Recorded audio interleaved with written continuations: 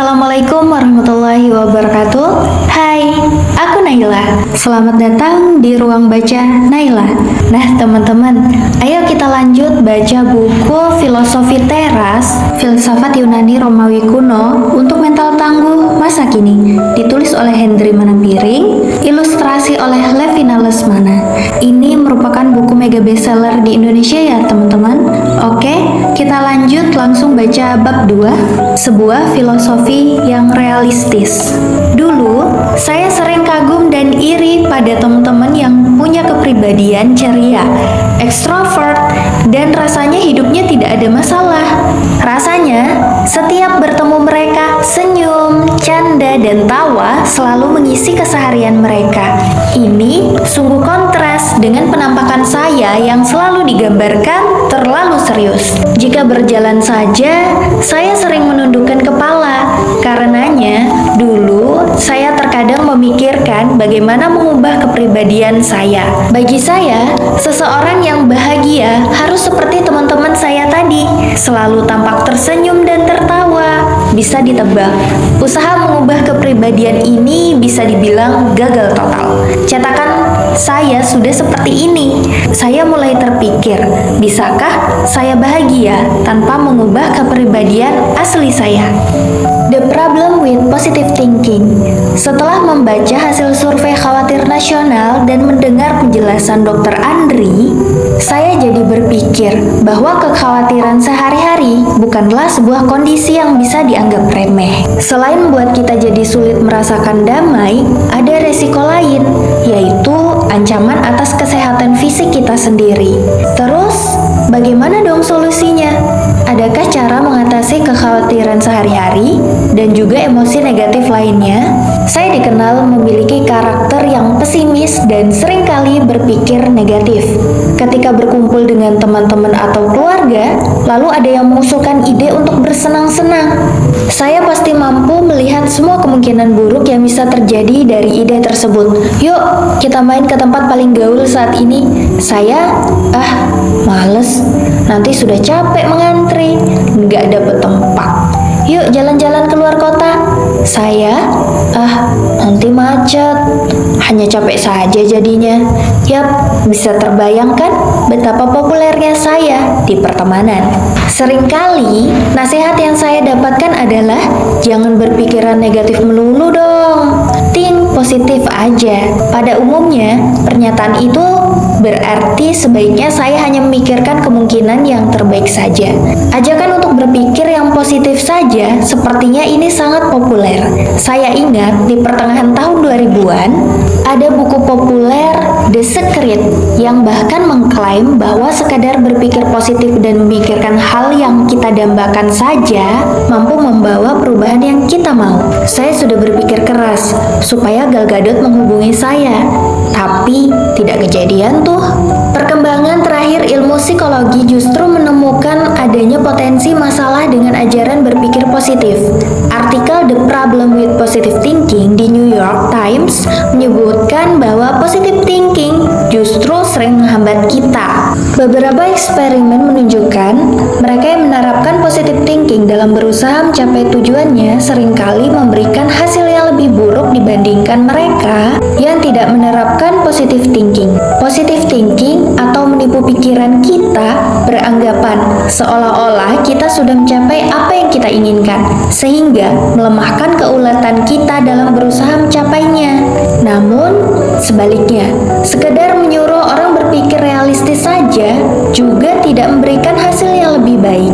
Penulis artikel di New York Times tersebut mengusulkan mental contrasting, yaitu menggabungkan positive thinking atau membayangkan hasil yang diharapkan telah tercapai dengan memikirkan hambatan-hambatan apa saja yang akan ditemui.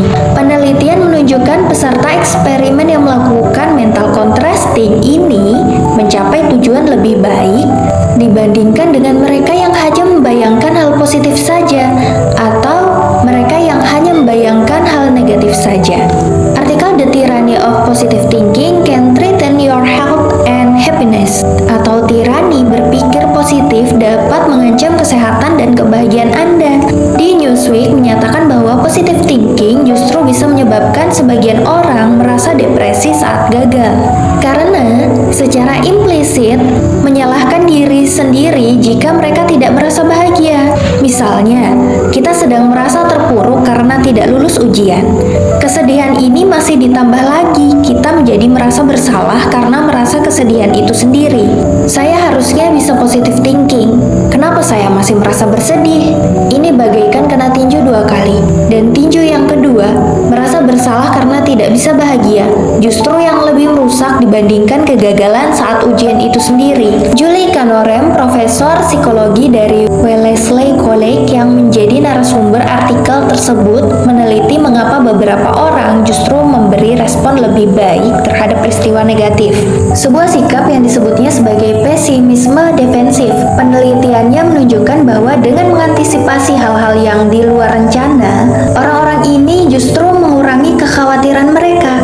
Dari artikel yang sama, penulis Barbara Ehrenreich menyalahkan para investor terkait krisis finansial 2008 karena merasa menolak untuk memikirkan kemungkinan yang buruk atau berinvestasi hanya membayangkan untung besar saja, tidak mau memikirkan bahwa investasi bisa juga merugi. Bagaimana dengan agama? Tidakkah agama seharusnya menawarkan cara memperoleh kedamaian di dunia selain di surga? Walaupun di atas kertas memang demikian, dari pengamatan pribadi saya, banyak orang yang masih menjadikan agama hanya sebagai tiket ke surga. Ritual keagamaan jadi sekedar daftar yang harus dicentang untuk memenuhi syarat masuk surga. Tetapi, para penganutnya tidak memahami dan menerapkan substansinya sebagai pedoman kedamaian dalam kehidupan sehari-hari. Bahkan, seringkali interpretasi agama dijadikan alasan untuk bertengkar dan menyakiti orang lain.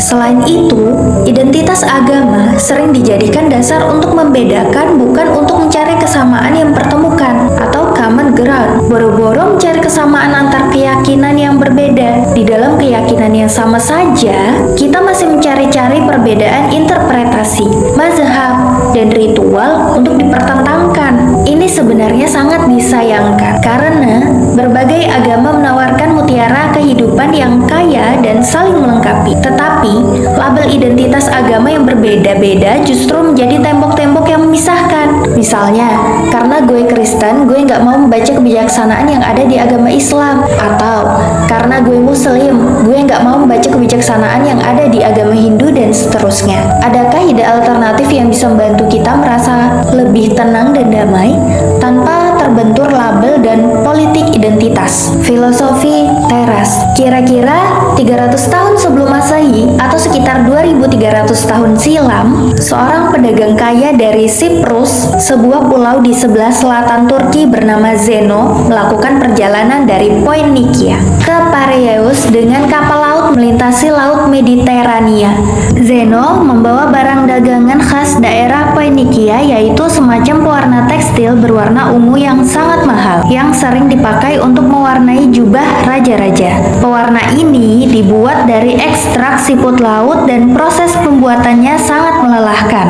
Karena ribuan siput laut ini harus dibuka dengan tangan hanya untuk mendapatkan beberapa gram ekstrak pewarna. Karenanya, tidak heran barang ini sangat berharga dan mahal.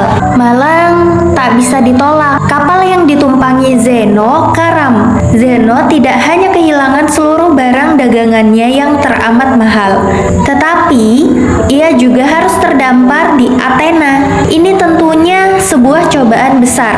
Tidak hanya kehilangan harta benda, tetapi juga harus menjadi orang asing yang luntang-lantung di kota yang bukan rumahnya. Suatu hari di Athena, ia pergi mengunjungi sebuah toko buku dan menemukan sebuah buku filsafat yang menarik hatinya. Ia bertanya kepada si pemilik toko buku, di manakah ia bisa bertemu dengan filsuf-filsuf seperti penulis buku ini. Kebetulan, saat itu melintaslah Krates, seorang filsuf aliran sinik, dan sang penjual buku menunjuk kepadanya. Zeno pun pergi mengikuti Krates untuk belajar filsafat darinya. Zeno kemudian belajar dari berbagai filsuf yang berbeda. Lalu, ia pun mulai mengajar filosofinya sendiri. Ia senang mengajar di sebuah teras berpilar, atau dalam bahasa Yunani disebut Stoa, yang terletak di sisi utara dari Agora, ruang publik yang digunakan untuk berdagang dan berkumpul. Mungkin semacam alun-alun Yunani kuno ya, di kota Athena. Sejak itu, para pengikutnya disebut kaum Stoa. Dalam proses penulisan buku ini, saya menemukan banyak orang sulit menyebut Stoicisme. Karenanya, untuk memudahkan judul buku, saya menyebutnya filosofi teras, terjemahan langsung dari kata Stoa. Dari Zeno, filsafat ini dilanjutkan dan dikembangkan oleh para filsuf lain, mulai dari Yunani sampai ke Kekaisaran Romawi. Beberapa dari mereka adalah Chrysippus dari Soli, Yunani yang dianggap sebagai pendiri kedua Stoicisme, Cato de Younger dari Roma, seorang politisi dan negarawan yang terkenal karena berani menentang Julius Caesar, Lucius Seneca dari Roma, seorang filsuf, negarawan, penulis drama, Musonius Rufus dari Roma yang mengajar filsafat di era Kaisar Nero, Epictetus dari Yunani yang terlahir sebagai Buddha kemudian mendapat kebebasan dan tinggal di Roma, dan Kaisar Marcus Aurelius yang dikenal sebagai salah satu dari 5 kaisar yang baik atau The Five Good Emperors. Stoicisme kemudian meredup di awal abad keempat ketika Kekaisaran Romawi mengadopsi agama Kristen sebagai agama resmi negara. Sekarang, di abad ke-21 di belahan dunia barat, filosofi ini mulai populer dengan buku-buku dan presentasi yang memperkenalkannya kembali ke publik, seperti karya-karya dari William Irvine, Tim Ferriss, Ryan Holiday, dan Massimo Pigliucci. Bahkan, sekarang ada acara tahunan Minggu Stoa atau Stoic Week pada sekitar bulan Oktober sampai November, di mana para peminat stoicisme dari seluruh dunia bisa bersama-sama melakukan refleksi dan praktekkan filosofi ini selama seminggu dengan panduan secara daring. Saat mempelajari stoicisme, saya menemukan filosofi ini jauh dari mengawang-awang atau lebih dari sekedar konsep yang abstrak dan intelek. Stoicisme bersifat sangat praktikal dan bisa diterapkan sehari-hari. Saya pribadi menemukan alternatif laku hidup atau meminjam terjemahan Romo A. Satyowibowo SJ untuk way of life yang lebih baik dari ajaran positive thinking. Contoh sederhana bagaimana stoicisme telah mengubah karakter saya adalah sebagai berikut. Dahulu, saya bisa berubah menjadi orang yang sangat pemarah jika terjebak di dalam kemacetan. Saya bisa sangat merasa stres, mengalami peningkatan detak jantung, dan sangat emosional di balik kemudi. Bayangkan, Bruce Banner mau berubah jadi Hulk, tapi minus jadi gede dan hijau aja. Bahkan, saat saya hanya menjadi penumpang dan tidak perlu mengemudi pun, saya masih mengalami kemarahan ini. Jika berada di tengah kemacetan, saya merasa stuck, terjebak frustasi, dan hal ini membuat saya murka. Perilaku saya sudah sampai mengganggu keluarga. Setelah menemukan dan belajar mempraktikkan stoicisme, saya berubah drastis. Kemacetan sudah tidak membuat saya emosional lagi. Bahkan, ketika menghadapi perilaku pengguna jalan lain yang terkadang ajaib dan membuat saya ingin mengelus dada ayam. Efek dari stoicisme di hidup saya tidak hanya terbatas di situasi jalan raya. Stoicisme membantu saya dalam menjalani hidup sehari-hari dengan lebih tentram dan tidak mudah terganggu oleh hal-hal negatif, kesialan, tekanan pekerjaan, sampai ke perilaku orang yang menyebalkan di sekitar. Karena saya telah merasakan manfaat mempraktikkan stoicisme, saya ingin berbagi kepada orang lain melalui buku ini. Siapa tahu, filosofi teras ini bisa membantu orang-orang lain seperti saya, minimal memulai ketertarikan untuk mempelajari lebih dalam. Satu hal yang saya temui saat mempelajari stoicisme adalah betapa banyak prinsip-prinsipnya yang serupa dengan yang diajarkan berbagai agama. Orang tua oleh nasihat kakek nenek sampai budaya asli Indonesia. Saat membaca buku ini, kamu mungkin akan berpikir, loh, ini sama dengan ajaran agama saya? Atau, ini kayaknya kata-kata orang zaman dulu ya? Atau, ini seperti quote tokoh besar yang itu? Atau mungkin kamu kenal langsung dengan orang yang sudah mempraktikkan prinsip-prinsip filosofi ini, walaupun ia saya belum pernah membaca tentang stoicisme. Bagi saya, ini menunjukkan kebijaksanaan universal yang terkandung di dalamnya. Selain itu, karena ini adalah sebuah aliran filsafat dan bukan agama atau kepercayaan, semoga tidak menjadi tembok dan benturan-benturan yang umum timbul seperti ide-ide berlabel agama.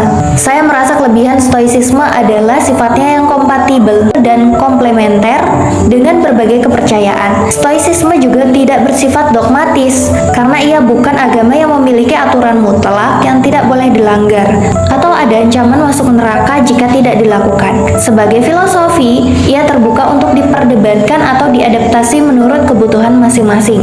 Buku ini lebih memusatkan pada prinsip-prinsip dasar filosofi teras yang bisa membantu kita menjalani hidup dan ketidakpastiannya. Pada akhirnya, stoicisme lebih mementingkan praktik nyata dan manfaatnya di dalam hidup ketimbang meributkan dogma dan teks. Apa tujuan utama dari filosofi teras? Mari kita mulai dari apa yang bukan merupakan tujuan stoicisme. Stoicisme tidak dimaksudkan sebagai cara cepat mendapatkan hal-hal yang bersifat eksternal seperti sukses, jodoh, disayang bos, dan istri. Istri sendiri, bukan istri bos. Mendapatkan ide bisnis startup yang gampang peroleh investasi jutaan dolar atau anak-anak yang jenius. Ini yang membedakannya dari banyak ajaran self-help populer masa kini. Yang terutama ingin dicapai oleh stoicisme adalah 1. Hidup bebas dari emosi negatif atau sedih, marah, cemburu, curiga, baper, dan lain-lain. Mendapatkan hidup yang tentram, ketentraman ini hanya bisa diperoleh dengan memfokuskan diri pada hal-hal yang bisa kita kendalikan. 2. Hidup mengasah kebajikan atau virtus, terjemahan lain keutamaan. Ada 4 kebajikan utama menurut stoicisme. Kebijakan wisdom, kemampuan mengambil keputusan terbaik di dalam situasi apapun. Keadilan atau justice, memperlakukan orang lain dengan adil dan jujur. Keberanian atau courage, keberanian berbuat yang benar, berpegang pada prinsip yang benar. Ini bukan berani dalam makna sempit, seperti bernyali masuk kandang singa. Walaupun jika kita membaca kisah hidup para filsuf Stoa, rasanya mereka juga berani masuk kandang singa jika memang perlu. Menahan diri atau temperance, disiplin, kesederhanaan, kepantasan, dan kontrol diri atas nafsu dan emosi. Saat mempelajari stoicisme, saya menemukan bahwa kebahagiaan dalam pengertian umum bukanlah tujuan yang dicari dalam filosofi ini. Para filsuf Stoa lebih menekankan pada mengendalikan emosi negatif dan mengasah kebajikan atau virtu. Dalam bahasa Inggris diambil dari bahasa Latin virtus, dan kata ini sendiri diambil dari bahasa Yunani arete. Dalam proses penerjemahan berlapis ini tentu ada makna yang hilang dan penting untuk kita mengetahui apa makna asli dari kata arete. Dalam bukunya Stoicism and the Art of Happiness, Donald Robertson menerangkan bahwa arete bermakna menjalankan sifat dan esensi dasar kita dengan sebaik mungkin, dengan cara sehat dan terpuji. Atau kalau saya mencoba menggunakan kata-kata saya sendiri, hidup sebaik-baiknya sesuai dengan peruntukan kita. Mungkin lebih jelas jika kita melihat contoh penggunaan arete dalam penggunaan bahasa Yunani asli. Seekor kuda yang kuat, tangguh, dan bisa berlari kencang bisa disebut memiliki arete. Ini artinya, si kuda yang kuat dan berlari kencang ini sudah sebaik-baiknya menghidupkan sifat dan esensinya sebagai kuda. Filosofi teras terpercaya bahwa hidup dengan arete, virtu, kebajikan ini harus dikejar oleh kita semua, bersama-sama dengan kemampuan mengendalikan emosi negatif. Maka, hidup yang tentram, damai, dan tangguh akan hadir sebagai konsekuensi. Namun, untuk mencapai arete, kita harus terlebih dahulu mengetahui apa sebenarnya esensi dan peruntukan kita sebagai manusia. Ini yang akan dibahas di bab berikut. Salah satu alasan mengapa saya menyukai filosofi ini adalah karena siapapun bisa ikut mempraktekannya tanpa harus bergantung pada atribut-atribut seperti kekayaan, prestasi akademis, inteligensi bawaan, warna kulit, suku, karir, atau profesi. Ini yang menjadikan stoicisme sebagai filosofi yang bersifat inklusif, merangkul semua. Harta benda, popularitas, gelar akademis yang lebih panjang nama, hal-hal tersebut bukan definisi sukses dan juga bukan bukti bahwa seseorang praktikan stoicisme. Ini tampak nyata dari latar belakang para filsuf Stoa yang beragam. Mulai dari politisi, kaisar, pedagang, sampai mantan budak. Seorang praktisi Stoa seharusnya merasakan sukacita yang terdalam karena ia mampu menemukan kebahagiaannya sendiri dan tidak menginginkan sukacita lain selain yang datang dari dalam. Seneca on Happy Life. Tujuan mengendalikan emosi negatif sangat relevan dengan kehidupan sekarang yang penuh ketidakpastian. Setelah membaca hasil survei khawatir nasional, rasanya pemikiran jadul ini tetap relevan. Bahkan, sesudah lewat lebih dari 2000 tahun. Di dalam artikel Why Stoicism Matters Today, Kerr Anderson menyebutkan beberapa alasan mengapa stoicisme tetap relevan di masa kini. 1.